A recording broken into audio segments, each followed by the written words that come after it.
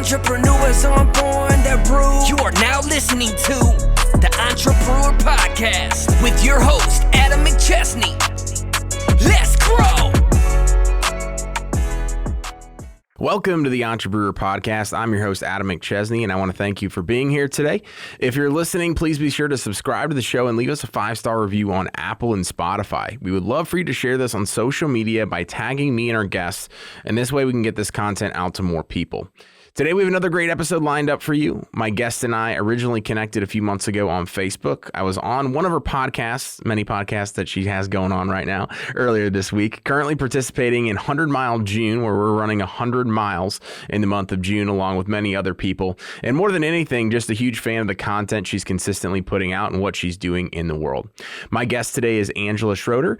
She is the founder of Unique Genius Virtual Assistant and is also the podcast host of a few different shows, including Unleash Your Courage and In Your Foxhole, and author of Courageous Mind. Angela, welcome to the show. Thanks for having me. I'm excited to be here. Yeah, and I was just on your and JC's podcast earlier this week. You guys make a great duo on that podcast, so looking forward to listen to that one back. But really excited to have you on here today. And where we like to get started is just a little bit of history. So tell us a little bit about who you are, where you come from, and everything up to where you're at today and what you do now. Okay. So I have a long entrepreneurial journey. My dad was a custom harvester, owned a trucking business and several other businesses. So just had being an entrepreneur in my DNA. And right after college, started my first business, was a dance and gymnastics studio, and absolutely love that. It was like living out my passion of dance and spreading it into the lives of kids and young women, and, being in business all at the same time. Soon after I had started that, I realized that a lot of people in the dance world, dance studio owners, were great at dance, but not necessarily great at running a business. And this is a long time ago, before internet and before business coaching was really a thing. So I spent the summers traveling around with my kids and a team to dance studios across the country, and helping dance studio owners make their studios more profitable. Wow. And so love that too. That was kind of the beginnings of business coaching. Like I said before, coaching was a thing. And it was just because I wanted them to be successful and make more money at what they were doing. So fell in love with that, the coaching and consulting part of it. Gave up the dance studio after I'm really great at businesses, wasn't so great at picking life partners. So after divorce number 1, kids and I moved and gave up that business and life, and started doing more business coaching and consulting with different size of businesses. In the interim of rebuild, I drove a pink Cadillac in Mary Kay for 7 years. So that was a chapter, a fun chapter, and then continue to help businesses. When pandemic happened and COVID, and we realized that people didn't need to be in our physical location, that in an office, then I had the opportunity to work with some virtual team members at an accounting firm, and then began Unique Genius Virtual Assistants, adding that to how I was helping businesses and business owners be able to focus on what they do best, work in their own unique genius, strengths and passion, and delegate the rest through the use of virtual assistants. So we have an incredible team in the Philippines and Kenya, and I partner with hundreds of business owners and companies in the US for that. And then you mentioned I have podcasts. My life and direction took a little bit of a twist. Wrote a book a year ago, The Courageous Mind, fulfilled a lifelong dream doing that, was traveling around doing lots of speaking for that, and held a mastermind that I give Dan Plata credit for. Dan Plata came to the mastermind, met him. He asked me to be on his show on Turf Step Radio. And I was like, well, sure. And so I was on his podcast. And that led me to this home service area. So I was on his podcast. Turf Step Radio asked if I wanted to have my own show. And then I started getting my speaking path, went to home service. I started getting asked to speak at a lot of lawn and landscape events, and then holiday lighting events, and all different kinds, washing events. And so took that twist down when people are like, how did you get here? And into this industry and to this, and that's how I met JC. Yeah. So it has been fun. I said that door opened and I just kept running through open doors, and it's fun. I get to meet people like you, and I'm constantly meeting new people in this space. So that's a phenomenal story. Yeah, it goes from all over the place to get into where you're at today. Everything happens for a reason, though. And when you do the work, as you mentioned, like you ran through the door, most of the time, a lot of times people will analyze a situation 100 different ways, and they'll just not walk through the door, even though opportunities are going to present itself. That one opportunity turned into multiple opportunities after that for you, and you took full advantage of that. And you're from Omaha, correct? Is that right? I am. Okay. Yes, Omaha, Nebraska. Awesome. And I didn't mention I have 2 kids. My kids are adults now, so 20 and 23, but amazing. 2 wonderful kids as well. Amazing. And have you always lived in Omaha? I've always lived in Nebraska. Okay. Up to this point. Okay. Well, the only reason why I ask it, I don't think we've talked about my family's from Omaha. So my dad grew up there. My grandparents still live there. My brother lives there. He's actually getting married there in October. My sister graduated from UNL. So I have family from Lincoln and then Omaha and then a couple other random cities that I don't really remember. So I grew up near Aurora, Nebraska, went to high school there, moved back there to have the dance studio, and then moved to Omaha 10 years ago. Awesome. So. Yeah. Very, very, very small world. It is. Well, I appreciate you sharing a little bit about, the history and all that stuff. Obviously, with the vast differences in different types of businesses, consulting, speaking, podcasting, all this stuff, I'm sure you've learned some incredible lessons along the way. What are 3 things, if you had to look back from an ingredient standpoint, where we talk about on the Entrepreneur Podcast, that have made you successful? So what would be 3 things? Yeah. And like you said, the layers of things and how they transpire. And I mentioned in the beginning of my story that, I wasn't so great at picking life partners in the beginning twice. And so went through a lot of chapters of like building a multi-million-dollar business, then starting from, giving away and starting from zero, doing it again, starting from zero. And so grit is the one that came to mind first of just that grit of not being able to bounce back from failure and grind through it, no matter what, to being able to pick yourself up. And I learned, and you do, you're never starting from zero, because you are starting from experience and taking those things that you learned. But one would definitely be that grit and bounce back from failure and willingness to just absolutely grind through it. That came to mind first, is like persevere over and over. Second, what I've learned, and my definition of this is transpired, but community would be second.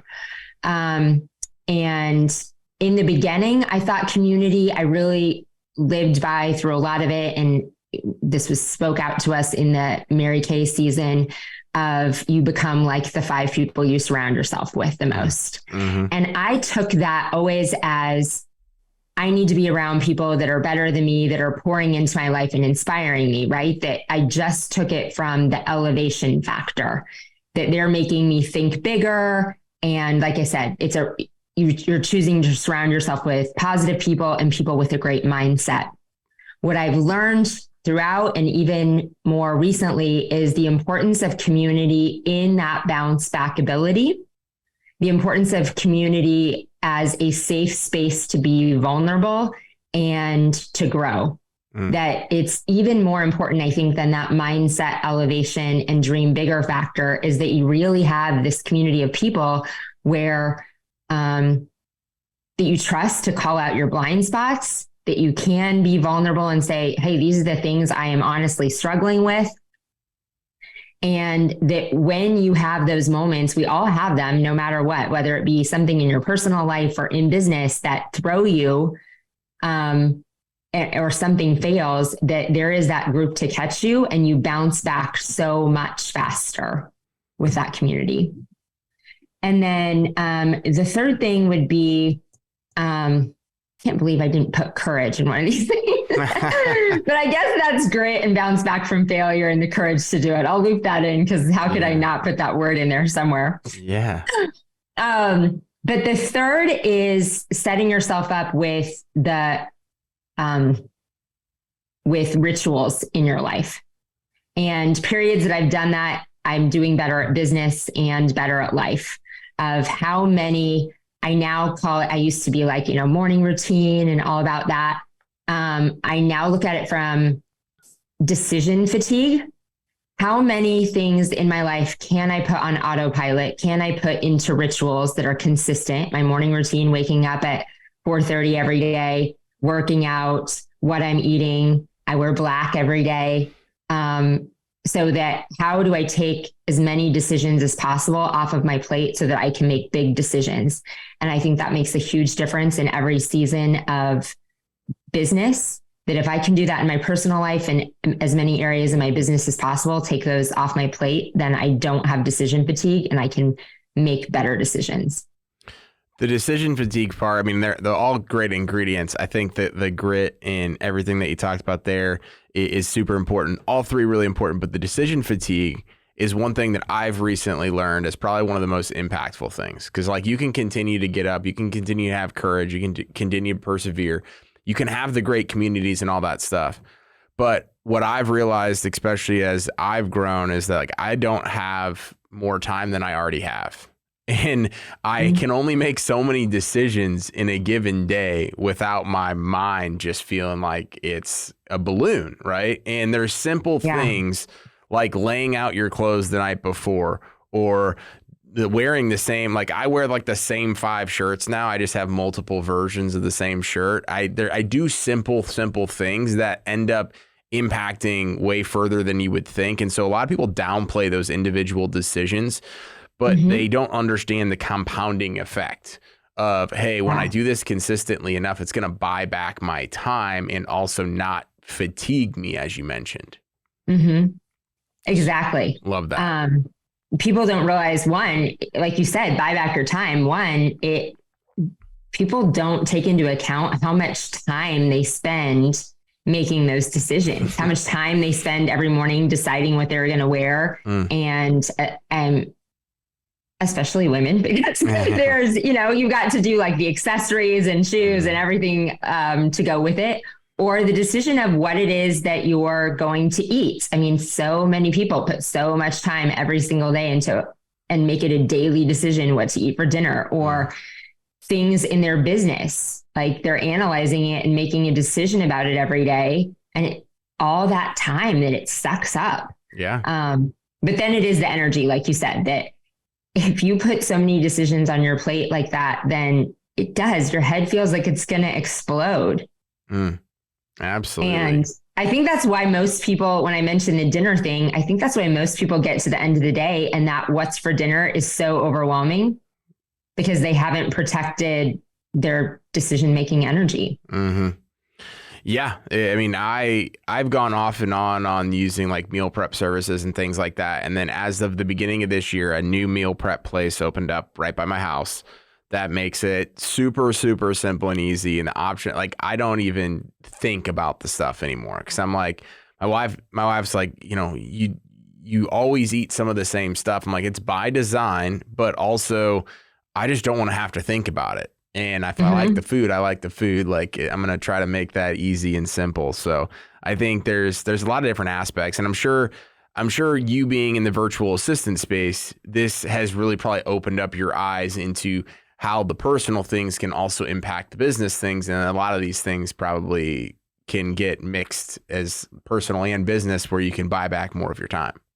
Yeah, absolutely. And so when we kind of match two different kinds of virtual assistants, one being that they are replacing something that's in a business, they are doing a typical role in a business, or executive assistants to entrepreneurs and to business professionals. And with an executive assistant, it is tying into those, it crosses lines of personal and professional, because how you take care of yourself in your personal life, the decisions that you eliminate, the time that you can buy back affects how you do your business. So it crosses over. And so when we place executive virtual assistants, there's lots of coaching involved and systems and routine involved that I help people realize that, like, how are you spending your time? And we do a constant, what I call unique genius exercise. And it is writing down every single thing that you're doing and trying to keep track of how much time that it is you're doing it, like every single thing personally and in your business. And then going through and analyzing, is it in my strength zone? Like, is this something I'm really good at? Does it require me? We can't get somebody else to run our 100 miles for us. Yeah, I know. I wish. Darn it. So does it require me? Do I love doing it? Does it fuel my soul? Or is it something that causes burnout? And then is it getting me closer? Does it align with my mission and vision and getting me closer to my goals? And too often we get stuck. This is kind of a side tangent, but too often we get stuck doing something because we're really good at it, doing something because we love it. And it might meet both of those, but it really isn't getting us where we wanted to go.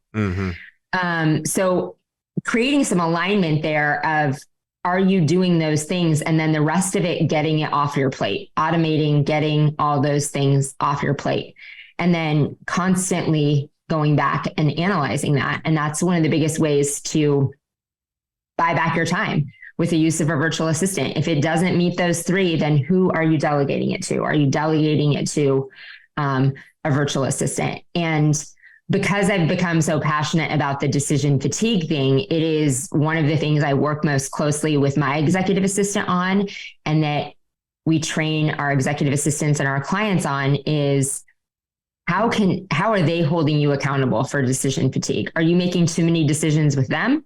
Are you empowering them? Or, what does that look like for you every day? Like, what decisions can you automate and not be involved in? Yeah, I love that. It's such a integral part of being an entrepreneur without losing your mind, is protecting that time, automating, delegating, and really elevating at that point. So I appreciate you explaining that, and we'll have all that stuff down in the show notes, because I know there's going to be people listening that are like, oh my gosh, everything Angela just said, I need one of those people. Probably myself included. So we'll probably be talking after this as well.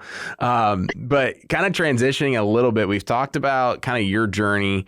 We've talked about some things, some lessons that have made you successful, ingredients, but talk to us like holistically, end to end, about some of the highest of the highs throughout your journey, and then where things were super, super low and kind of down. Okay.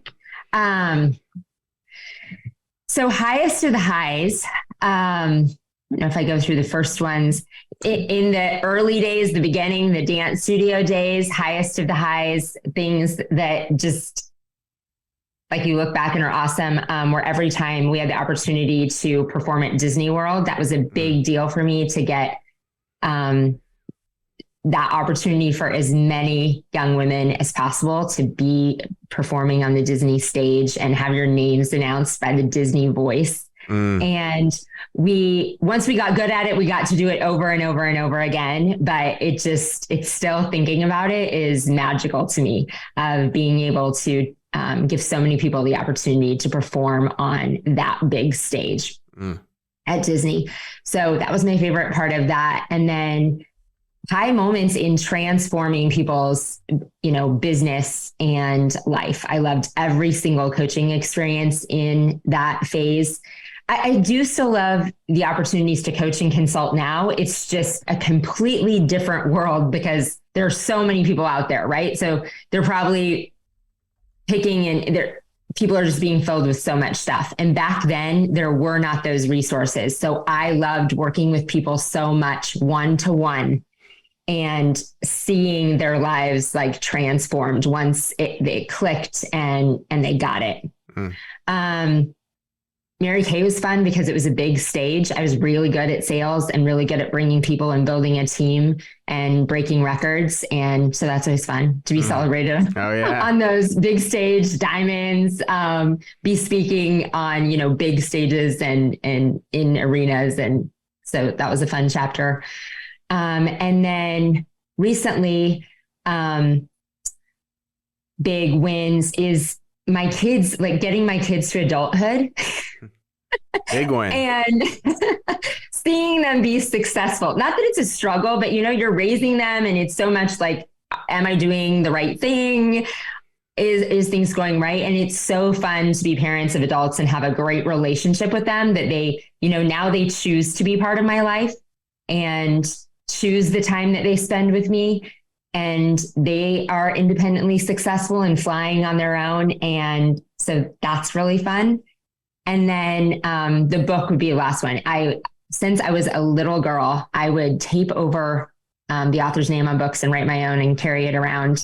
And so it was a dream to write a book and to have it published and then have the opportunity to speak about it.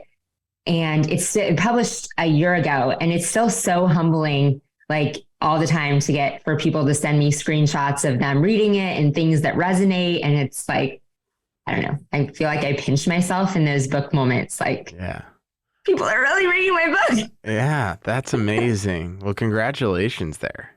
Thank you. So those are the highs that stick out. And then I feel like I'm besides, I just feel like I'm in this insane season of high. All the fun stuff that JC and I are building together and being able to do life and business together. I don't know. I'm in a pinch me life moment right now too. So cool. Into struggles. So I mentioned like starting over like 3 times. Did not make great decisions. I was such an independent force, like such an independent person, like being raised, was all into success, but again, my own independence. So I think when I'll take full accountability. When I chose partners, I didn't need them to be good to me or nice to me or supportive to me or anything, because I could do it all on my own. I could take care of myself. I could build everything on my own. I could parent on my own.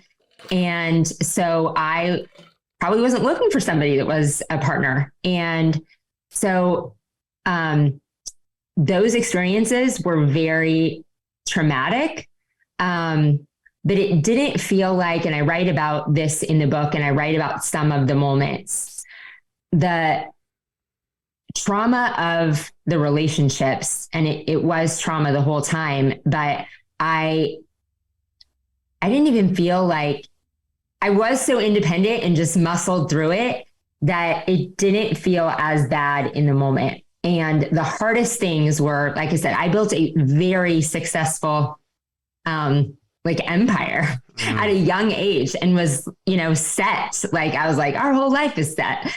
And to make the decision to like give up everything that I had built, I obviously would do it again, like chose my kids and left and started a new life. But to leave everything, like I will never forget that feeling of it's all gone. Like it's all over and we are starting completely over. Like this dream that I built is now gone. Now I bounced right back and like built rapid success again. But it was a moment of, and I learned later that I didn't really heal through that and went back to try and heal through it. But that was moment number 1. And then it happened again. I did not figure out the mistake that I had made the first time and basically ran to doing the same thing again. And when that ended, again, by choice of like, what the heck am I doing? Wake up, and leave everything behind again.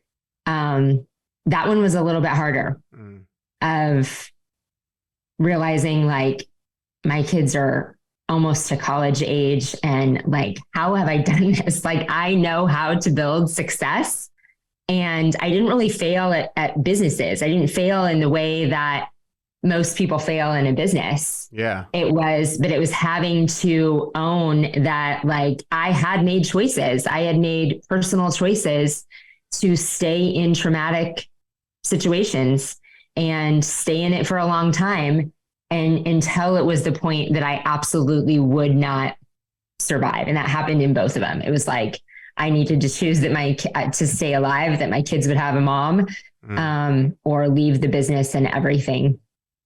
And so those were the struggles and the lowest moments. And it is not easy to be like, how am I going to pick everything up and start over again and realize like it's all up to you. And that second time I really had not built, like right now, I feel like I have this amazing community, and I didn't have that. I hadn't built a community of other business owners. I had friends, but it's different. Business ownership is isolating. Most of my friends had jobs and security of jobs and security of things. And I had chosen a life of owning businesses that then I walked away from because of personal decisions. And so unless you're an entrepreneur, I don't think you can know what that feels like. Yeah. The weight of like, I have these kids to take care of. And what have I done that we are starting over again? And that you're like solely responsible for like, picking it up, starting something new, and making it happen. That's amazing. Well, first off, I really appreciate you sharing just the struggles of that journey, because I think a lot of people are going to be able to relate to some part of that. I really liked what you said though, and because I've had similar people like talk to me about other things about like my quick success or whatever. Like I've grew a business really fast, but I didn't just like fail at something. And it's my first business, the marketing company. A lot of people just assume that like in order to be what they refer to as successful is that they have to fail. Like they have to burn a business to the ground. They have to burn everything to the ground. And then their second, third, fourth, 10th company is like the one that really takes off. I really loved going back to the courage part about it, like your courage of betting on yourself to say, hey, I'm not failing, but I have made other decisions where this is the only decision I can make for myself and for my kids to walk away from this. But I'm betting on myself that I can start over, and I'm not starting over, as you mentioned earlier in the episode, at ground zero. I'm starting with the experience. And it probably helped compound when you started the second and the third time of like, hey, we're already on a better launching pad than we were before. Yeah, absolutely. I love that. Yeah, because you're starting from experience. And this last one, I mean, that ended up being the virtual assistant company. It was funny. I say it's funny now because I remember like getting the LLC and EIN, and like my brother's my accountant, and he's like, here goes another one.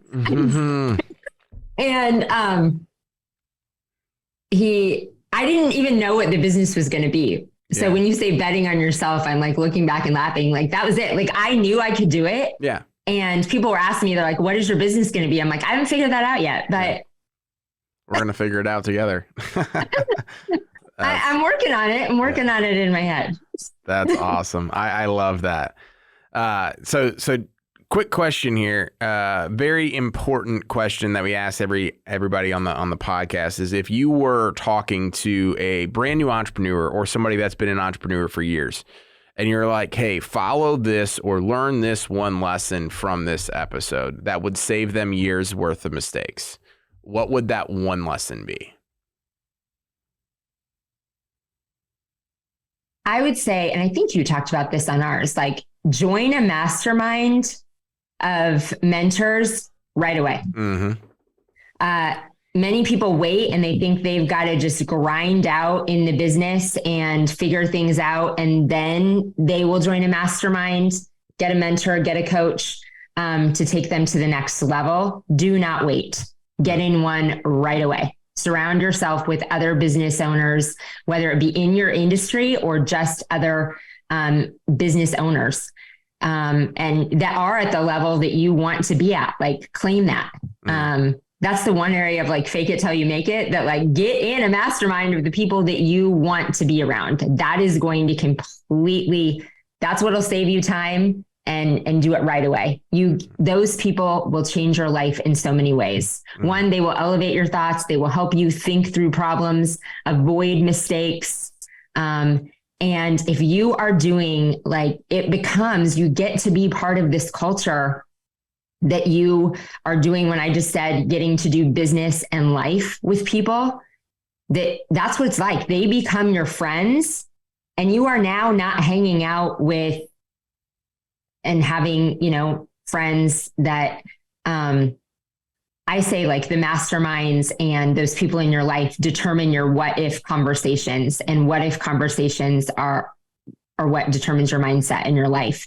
That if you are, and there's nothing wrong with having friends that are entrepreneurs, but if you are in those crowds and surrounding yourself with those people, and even your family and friends that mean well, they ask you as an entrepreneur, because they don't know, and that's their mindset. They ask you questions that are like, oh, what if you fail? What if that doesn't work? You're going to invest more money in that. You're going to do what?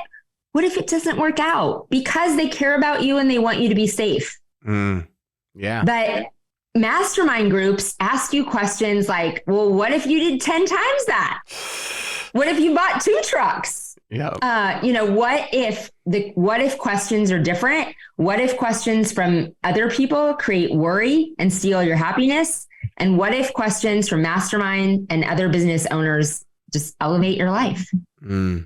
I love that. Huge lesson, one that I am a firm believer in, as you know. So I'm glad to hear that is something you believe in as well. And as we finish up the episode here today, we kind of just like to leave it with what's next. So I know you talked about all the amazing stuff you've worked on, some things that you're currently working on, but what does the future hold?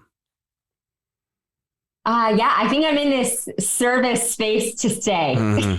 Love it. It's a great space. So I was in the last few months kind of, in that season, like we said, that I had run through open doors, but there are seasons in your life that you can do that, right? That you're like, okay, let's seize the opportunities. And then Michael Gregory always says, millionaires say yes, billionaires say no.